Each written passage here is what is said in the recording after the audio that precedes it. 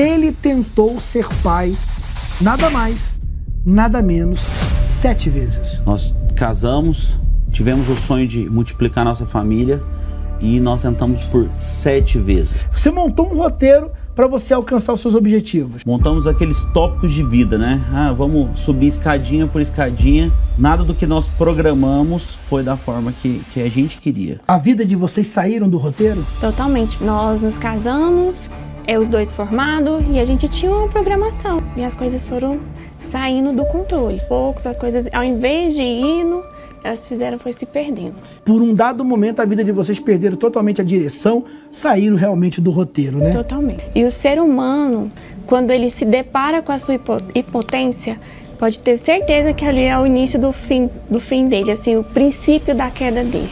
Porque ele percebe que ele não consegue fazer mais nada na vida dele.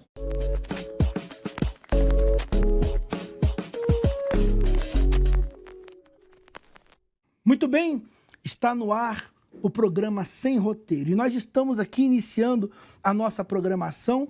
E olha, desde já eu quero falar para você que você vai acompanhar histórias de pessoas que estavam sem roteiro. Tentaram programar a sua vida, colocaram um roteiro na sua vida, mas com as adversidades da vida saiu totalmente do roteiro. Mas agora você que está acompanhando o nosso podcast, eu quero falar uma coisa para você. Eu gostaria que você pegasse o link que você está acompanhando esse podcast e você enviasse agora para o máximo de pessoas que você conhece, do seu convívio. Porque a história que você vai acompanhar aqui do Guilherme e da sua esposa Noriane é algo surpreendente. Vai trazer um entendimento muito grande para você a respeito do que é mudar de roteiro. O que é colocar uma direção onde parecia que nada mais iria dar certo na sua vida. Então pegue o link agora e você pode enviar para o máximo de pessoas. E você que está acompanhando agora no YouTube, faz o seguinte, inscreva no canal e também clique aí no sininho para que você possa sempre estar recebendo as nossas mensagens, você possa estar sempre sabendo o que vai acontecer no próximo podcast.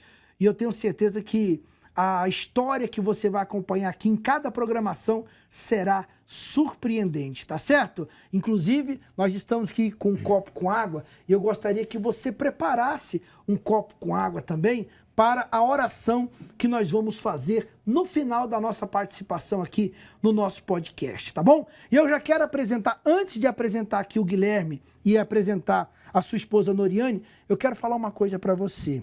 Olha, ele tentou ser pai, nada mais, nada menos, 7 vezes. Ele tentou ser pai por 7 vezes. E você vai saber o que aconteceu nessa história do Guilherme e a sua esposa Noriane. Algo surpreendente você vai descobrir aqui nessa programação, tá certo? Mas vamos então aqui conhecer essas duas pessoas que estão aqui, esse casal. Tudo bem, Guilherme, hoje? Tudo bem, graças a Deus. Tudo bem, Noriane? Tudo bem, bispo, graças a Deus. Você tentou ser pai por 7 vezes. Nós casamos, tivemos o sonho de multiplicar nossa família e nós tentamos por 7 vezes. Você montou um roteiro para você alcançar os seus objetivos. Montamos aqueles tópicos de vida, né? Vamos subir escadinha por escadinha. Só que nada do que nós programamos foi da forma que a gente queria.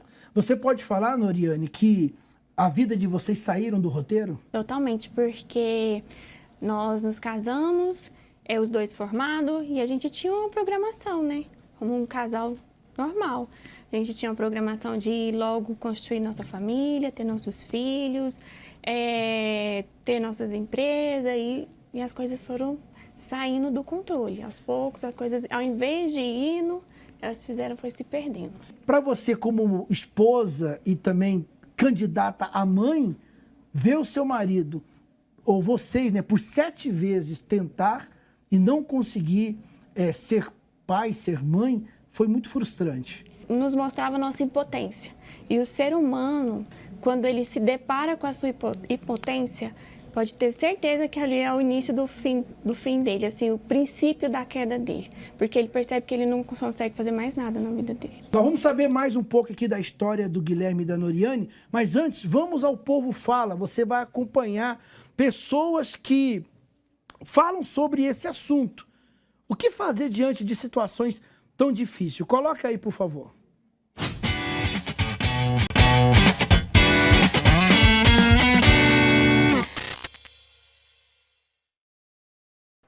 E o Sem Roteiro está nas ruas para saber a opinião das pessoas sobre o tema de hoje. Se o senhor tivesse que escolher entre esperar mais um pouco ou adotar uma criança hoje, o que o senhor faria? Eu esperaria mais um pouco. Eu acho que a gente tem que usar a razão, usar a fé e acreditar. Eu e minha esposa temos o mesmo pensamento. Quantas vezes você acha que se deve insistir em um sonho antes de mudar de caminho? Yo pienso que siempre debemos de insistir en nuestros sueños, porque yo tenía un sueño muy grande con mi familia y hemos insistido durante muchos años hasta que hemos logrado. Você acredita que o amor, ele nasce no coração ou no sangue?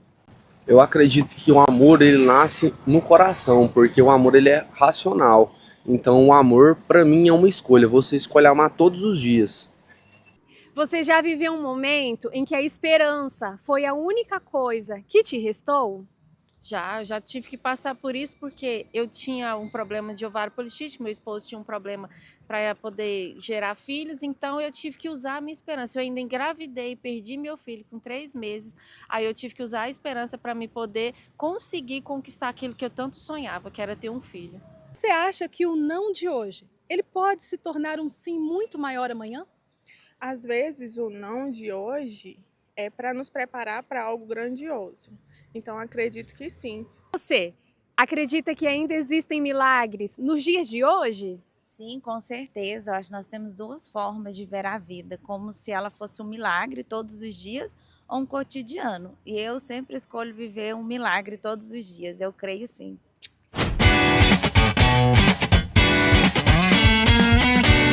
Tá aí várias opiniões. E você, escreve aí agora. Deixa o seu comentário, o que você pensa sobre isso, porque nós vimos ali que o sonho é possível. O não hoje pode ser um sim muito grande amanhã. Não desistir de tentar. Agora, interessante, né? Se tinha uma coisa que você tinha, era perseverança, né? Porque foram 7 tentativas e 7 tentativas aonde você viu ali o sonho ir por água abaixo. Eu casei muito jovem. Quando nós casamos, nós decidimos por ter filhos. E foi muito natural a primeira gravidez. Só que, logo passado poucos dias, poucas semanas, nós perdemos. E aí nós fomos ao médico, o médico falou assim, olha, não, tem que se investigar, tem que se entender. E logo, meses depois, veio a segunda. Quando veio a segunda, nós contamos da mesma forma. E ainda eu tive um baque, eu como pai, porque na primeira gravidez nós ganhamos lembranças que a família teve. Eu tinha que esconder essas lembranças para que a Noriane não visse. Então teve um macacãozinho vermelho que ele marcou muito a minha vida, que eu escondi ele. E ao final nós doamos ele, por quê? Porque qualquer coisa que ela via, ela ficava traumatizada. Então eu tinha que vigiar essa situação, porque eu pensava assim, se ela ficar mais traumatizada, ela corre risco de ter mais problemas e perder o bebê. E aí veio a segunda, logo ela perdeu também, veio a terceira gravidez, e aí nós já passamos aquela situação assim, ó, nós não vamos contar para ninguém. Vamos esperar os 3 primeiros meses, vamos esperar alguns meses para entender o que está acontecendo, para ver se a gravidez vai dar certo ou se não vai dar certo.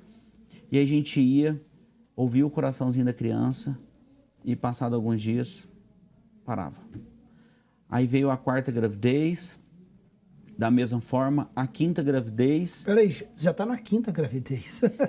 Me fala uma coisa, era período de quanto tempo de uma para a outra? Tem uma ideia? Uns 4, 6 meses no máximo. A notícia vinha por você? Você que falava para ele? Você que percebia? Era o médico? Como é que era? Então a gente ia lá fazer o exame, o ultrassom mensal, era a hora que a gente descobria. Porque eu não tinha, acho que de todas as vezes, eu devo ter tido 2 vezes só que eu sangrei. As outras vezes... Simplesmente o coração do bebê parava de bater e a gente ia fazer o exame de ultrassom e chegava lá, o médico não identificava mais batimentos no bebê e ele tinha parado de se desenvolver. Então, por 2 vezes foi perda espontânea? Isso, aham. E as outras vezes foi através de ultrassom, porque já era maiorzinhos, né? Teve uma vez que o médico ouviu o coraçãozinho do bebê, ele ouviu, aí ele falou com a gente, aí ele voltou, falou assim, vamos, olha... Parou. Você que está agora acompanhando o nosso podcast, você conhece pessoas? Pega o link agora e compartilha aí no grupo da família. Pede para eles entrarem e acompanhar essa história.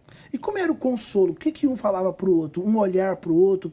Tipo assim, o primeiro, depois, de novo aconteceu. Era muito difícil, porque eu identificava que ela estava perdendo, eu identificava que ela estava sofrendo, eu identificava que ela estava em completo colapso mental ali, porque...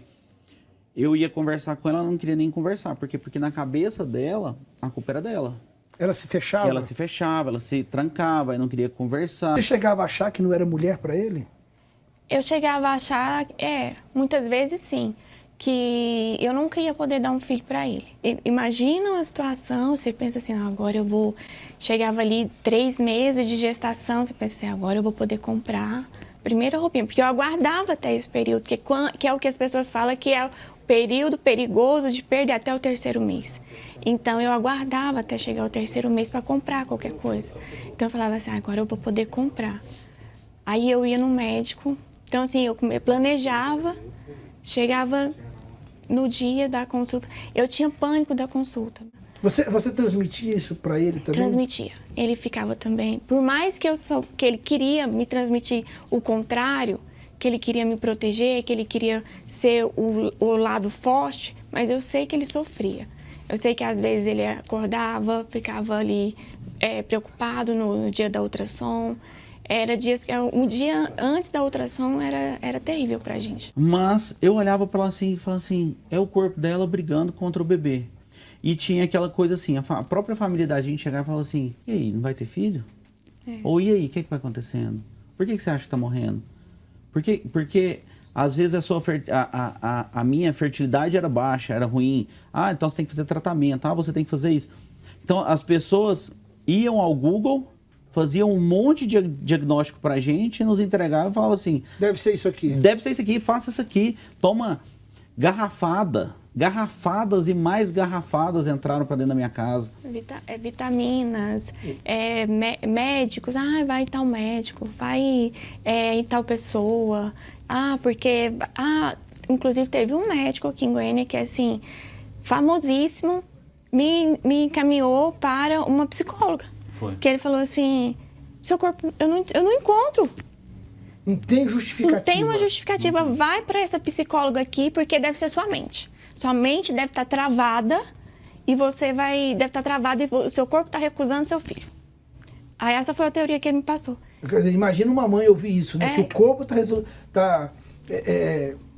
expelindo o próprio filho. Aí eu cheguei aí e ela começou com muita coisa, falando para mim... Não, porque tem mães que realmente se bloqueiam, porque às vezes a sua mente quer, mas seu corpo não quer, então tem que entrar numa sintonia. Todo esse tipo de coisa eu ouvi. Só que não existia. Se você queria, o corpo queria, o marido queria, todo mundo queria, e o filho não vinha. E quando vinha, perdia. Agora, você falou que essa última perda foi diagnosticada, então, um problema, que era... A trombofilia. Inclusive, nós mostramos para o doutor esse... resultado, e ele vai falar aqui também. Deixa ele falar aqui, o doutor, a respeito disso. A trombofilia na gravidez é uma condição clínica muito séria, oferecendo os riscos para a mãe, risco de pré-eclâmpsia, por exemplo, e riscos para a criança de perda espontânea, né? Dessa gestação não chegar a termo. Então isso aconteceu, né? O que ele falou realmente era o que aconteceu em todas elas, né? Foi quando eu fiz um voto com Deus, no altar. Aí eu falei para Deus, falei, Senhor, eu acreditei na palavra do homem de Deus, que eu nunca mais perderia um filho. Mas o Senhor não me deu nenhum mais. Eu quero que o Senhor me dê um filho. Agora, se não for da sua vontade, que eu seja mãe, não tem problema. O Senhor só tira isso de dentro de mim, porque eu vou te servir da mesma forma. Em 2019, eu tive minha primeira filha. Como é que foi? E eu também falei para Deus que Ele poderia me dar um filho da forma como Ele quisesse. Que poderia ser um filho do meu ventre ou um filho do próprio coração dele. Eu usei esse termo com ele. E minha primeira filha veio do próprio coração de Deus. Só que quando nós a tivemos, os médicos também nos desenganaram. Falaram pra gente que ela não ia chegar a 6 meses.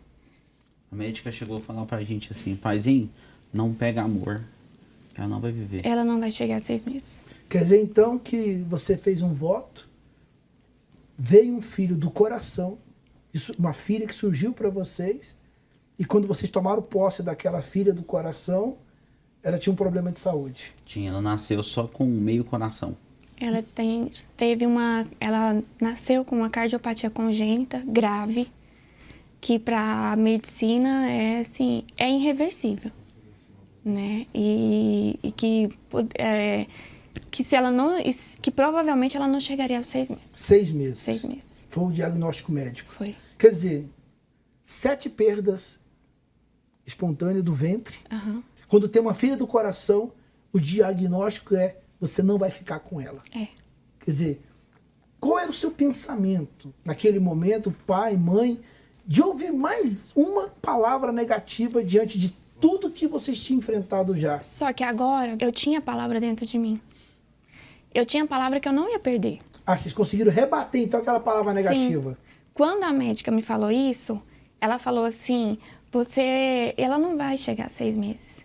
E aí ela falou assim, eu falei pra ela, você não sabe, a senhora não sabe o Deus que eu sirvo, o Deus que me entregou ela. Então, ela falou, eu tô te falando o que a medicina fala. E eu falei pra ela, eu estou te falando o que a minha fé fala.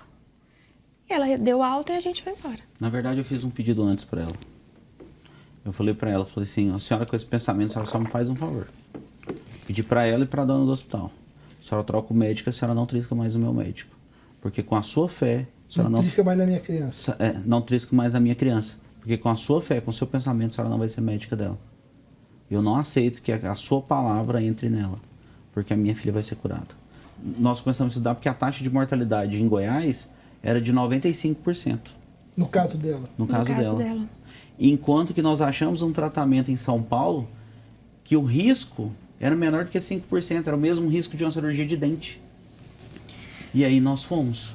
Nós, sem condição financeira, sem acreditar, sem as pessoas acreditar como que a gente ia pagar, porque o tratamento era muito caro. As pessoas falavam assim, vai no SUS aqui em Goiânia, acredita, fica calmo, vai dar certo. E aí nós decidimos por ir para São Paulo, buscar o tratamento, entender o que precisava ser feito. E a gente fala assim, Deus nos deu ela. Deus nos mostrou que a gente poderia cuidar dela. Nós comemorávamos em um mês que ela ganhava 100 gramas. Ela era uma criança que não ganhava peso. Temos as fotos, vai passando aí as fotos dele quando ela estava em tratamento. Fala. Ela era uma criança que não ganhava peso. Eu tenho uma foto quando ela é bebezinha. Essa aqui ela já está com 3 anos. Essa já está com 3 anos. Essa foto, inclusive, foi quando ela teve o AVC, já com 3 anos. Então, ela era uma criança que, na medicina, mesmo que a gente estivesse em São Paulo, ela era uma criança muito debilitada. E aí, nós descobrimos que ela tinha um roteiro de cirurgias. Então, ela teria uma cirurgia, ela passou por uma cirurgia com 4 dias de vida. Depois, ela teria que passar por uma cirurgia com 6 meses. E depois ela teria que passar por uma cirurgia com 3 anos. Se chegasse a 3 anos. Se chegasse. Porque o diagnóstico era com 6 meses. 6 meses.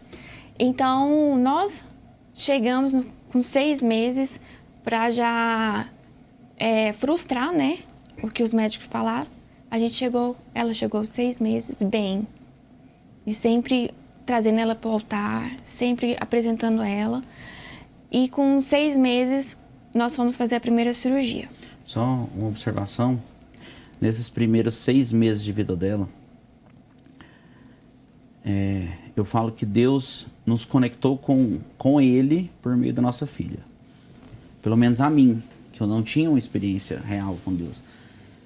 E nos primeiros dias que a gente estava aqui sofrendo, pensando no que fazer, como fazer, o que buscar, nós recebemos um convite que era para servir a Deus, participar de um grupo da igreja, participar de uma movimentação da igreja.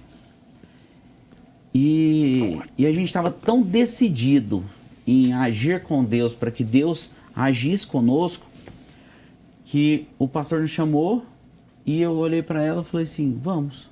E nós começamos nesses primeiros 6 meses que ela tinha que ganhar peso, ela não podia gripar, não podia fazer nada. O que a gente fazia nos domingos? Eu colocava ela no carrinho e a gente ia empurrando ela pela rua com todo o grupo, evangelizando, entregando jornal, convidando as pessoas para participar da igreja. Quer dizer, numa época que você precisava de muita ajuda, vocês se colocaram para ajudar as pessoas. Para ajudar.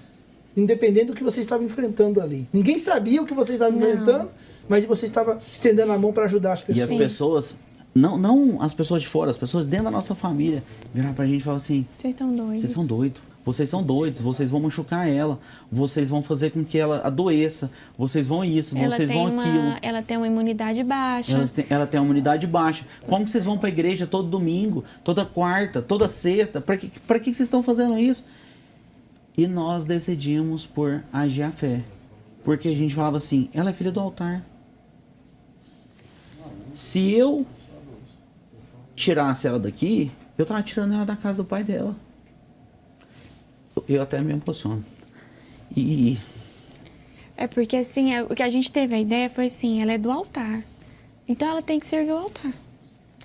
Então a gente começou nessa fé, né? Não havia medo de perder, né? Não havia. Você sabia que foi Deus que deu, Foi. Né? E aí nós chegamos no hospital para começar com 6 meses. Chegamos então aos 6 meses e ela foi fazer a primeira cirurgia. Internamos em janeiro, fevereiro estourou a Covid.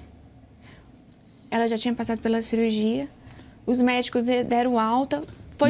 Foi uma cirurgia que ela teve algumas intercorrências, mas foi uma cirurgia, no modo geral, uma cirurgia tranquila, bem feita.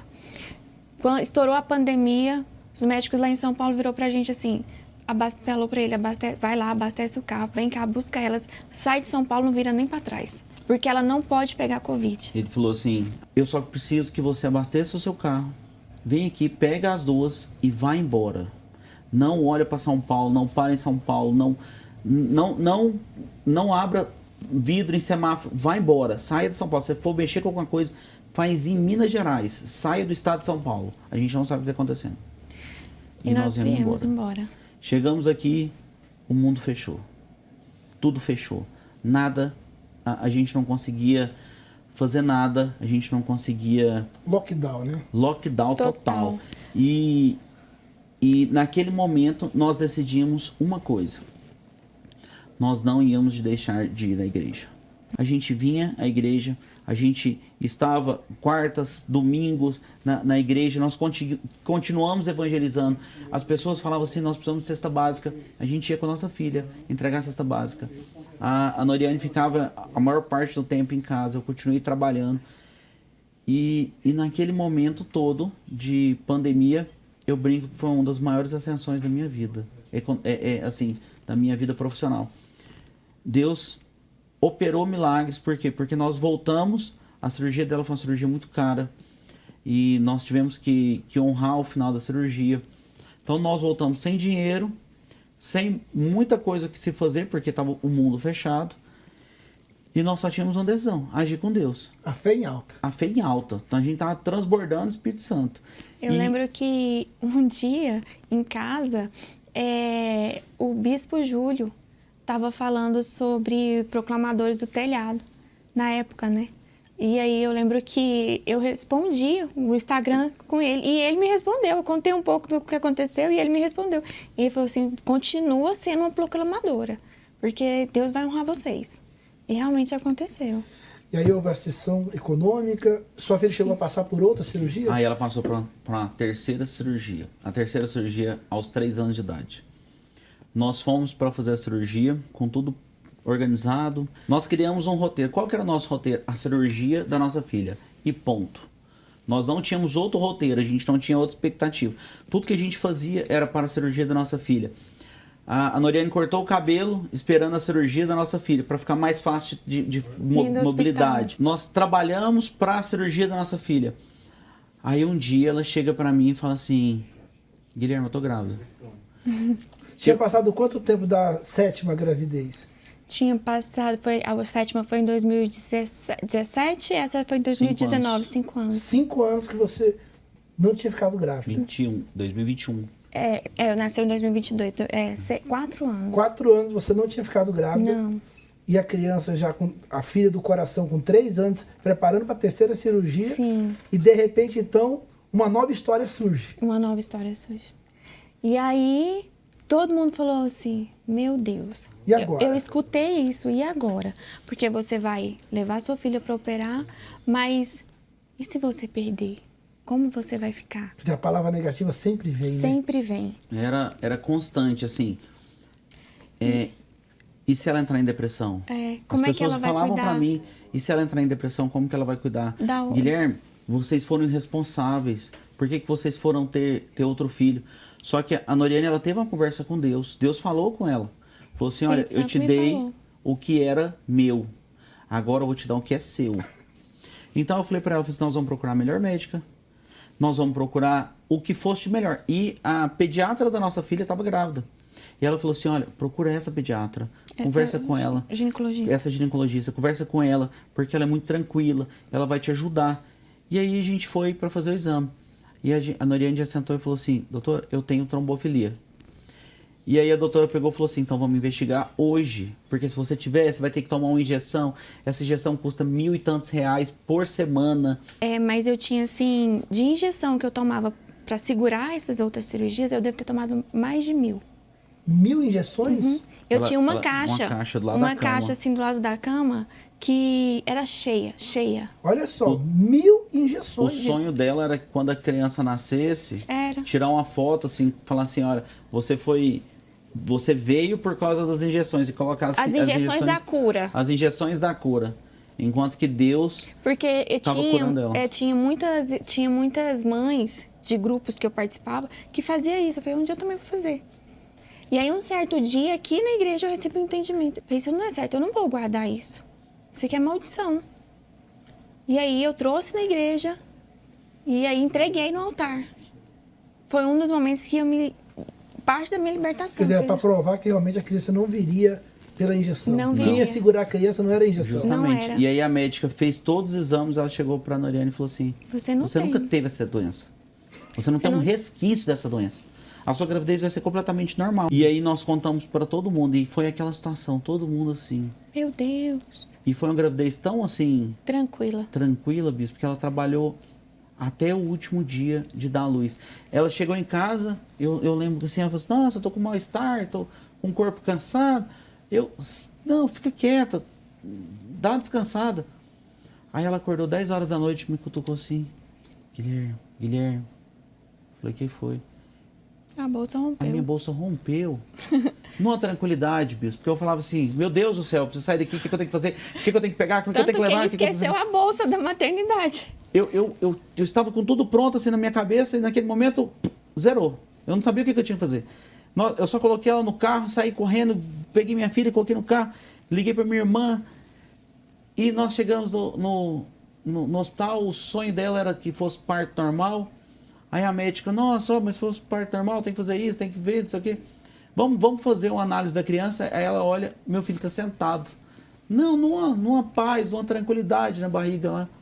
Aí eu falei assim, doutora, faz cesárea, resolve isso, deixa minha esposa bem, deixa meu filho bem, que é tudo que eu preciso. E aí foi, no outro dia, foi como se fosse a situação mais tranquila do planeta Terra. E eu olhava e falava assim, assim, foi uma sequência de milagres assustador. Quer dizer, aquele desespero das 7 perdas não Acabou. refletiu. Quer dizer, ficaram apagados, ficaram como testemunha Testemunha. pelo que é hoje. Testemunha. Agora, nesse período, a cirurgia aconteceu na gravidez ou já tinha nascido a criança? Não, aí a gente esperou 6 meses para mim conseguir amamentar ele e nós fomos para o hospital no final do ano. Internamos em torno ali de novembro. A cirurgia dela aconteceu dia 2 de dezembro. 2 de dezembro de 2022. Aí, bispo, eu já saí daqui de Goiânia sabendo que eu poderia passar o maior deserto da minha vida. E eu falo que seria eu porque seria um momento entre eu, ela e Deus. Porque era uma cirurgia muito mais complexa, muito maior. Era uma cirurgia que ela ia ficar com uma circulação extracorpórea por 60 minutos, ou seja, uma máquina no lugar do coração por 60 minutos. E que aquilo ali, eu como uma pessoa da saúde, nunca expliquei bem para ele não ficar assustado, mas eu sabia que isso poderia trazer problemas. Então, tanto é que eu cortei o meu cabelo bem curto na época, porque eu falei para ele, assim, eu vou enfrentar um deserto. Ela operou dia 2 de dezembro. Dia 4 de dezembro, ela teve um AVC. Um AVC que ela ficou sem movimentos. Ela perdeu a estrutura da coluna, a gente colocava ela sentada, ela perdia as forças, todo o lado esquerdo dela ficou comprometido. Olha só, o turbilhão de sentimentos. De um lado, a alegria de um filho, de vocês mesmos, Sim. que era impossível depois de 7 perdas. E do outro lado, a filha, passando por uma cirurgia, e de repente, depois da cirurgia, teve ali um AVC e ficou sem os movimentos. Eu pergunto para você que está em casa agora, você que está acompanhando o nosso podcast, deixa aí o seu comentário. Como você reagiria diante de um turbilhão de sentimentos e de sensações que esse casal viveu durante esse tempo? E qual foi, então, o diagnóstico médico depois do AVC? E eles me viraram e falaram assim, mãe, eu não sei o que nós vamos fazer. Por quê? Porque a partir de agora, ela vai ter que parar de tomar a medicação que ela usa para o coração, porque essa medicação pode piorar o quadro do AVC. Pode fazer o AVC se tornar um AVC hemorrágico.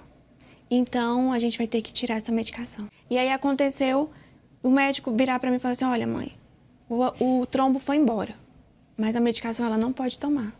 Eu falei, doutor, ela vai ficar sem tomar a medicação do coração, que ela fez a cirurgia tem 2 dias. Como é que vai fazer? Agora eu tô perguntando pro senhor, não como mãe. Pode me falar a verdade, esquece que eu sou mãe dela. Falo como 2 profissionais da saúde. O senhor médico, eu sou farmacêutica. O que é que nós vamos fazer com ela com relação à medicação? Ele falou assim, Noriane, eu não tenho o que fazer para ela. Eu falei para ele assim, então a partir de hoje, doutor, o senhor também não precisa se preocupar mais com ela. E eu não estou falando isso para o senhor com arrogância, com mágoa, com nada. Estou falando para o senhor que a partir de hoje eu estou tirando ela da sua responsabilidade e colocando ela na responsabilidade somente de Deus, porque ela é dele. Então o senhor não se preocupa. Se o senhor não sabe mais o que fazer, Deus vai fazer. Mandaram a gente comprar cadeira de rodas. Falaram pra gente que não sabia como ela ia sair desses exames, quando, se sairia, não sabiam nada. E aí ela foi fazer um exame, uma ressonância, e ao final o médico falou assim, olha, eu não sei nada como vai ser o resultado. E depois de mais de 2 horas o médico sai, e detalhe, o médico falou pra gente que ele era ateu. O médico sai e fala assim, olha, eu vi o sangue voltar a correr no cérebro da sua filha. E aí na hora que colocaram ela na UTI, eu fui ao ouvido dela e falei assim, minha filha, pode voltar, que o papai tá aqui, e deu tudo certo. Ela acordou, enfiou a mão naquele tubo, arrancou, e todo mundo veio correndo. E essa cena ficou gravada na minha memória, aquela situação desesperadora de todo mundo. E a fisioterapeuta gritando assim, ela tá respirando mais que os aparelhos, ela tá respirando mais que os aparelhos.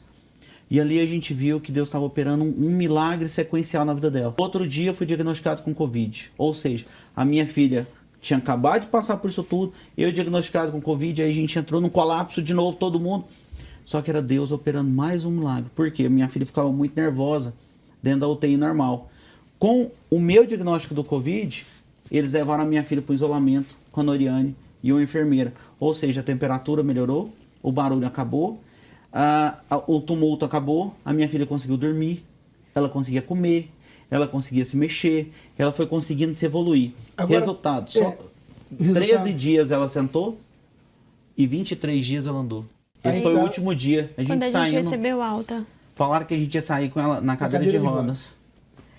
Durinha. Tem a imagem dela andando? Tem imagens Coloca dela as imagens dela aí. dentro do quarto com a fisioterapeuta. Ah, não acredito. Até tirando leite agora? Tava tirando leite nesse dia. Olha só. Hoje já tá com quantos anos? 7 anos. 7 anos, uma vida normal. Andando de bicicleta, correndo, brincando. Vai à escola. Na escola. Aprende. Muitos médicos falavam que ela talvez não aprenderia. É uma criança que aprende, é uma criança que tem uma vida normal. Todos os movimentos que ela travou, aquele movimento de pinça, fisioterapia, terapia ocupacional, a reabilitação dela perfeita. Hoje o caminhar dela é 90% já de reabilitação. A mãozinha dela, ela aprendeu a escrever, porque antes ela era canhota, ela aprendeu a escrever agora com a outra mão.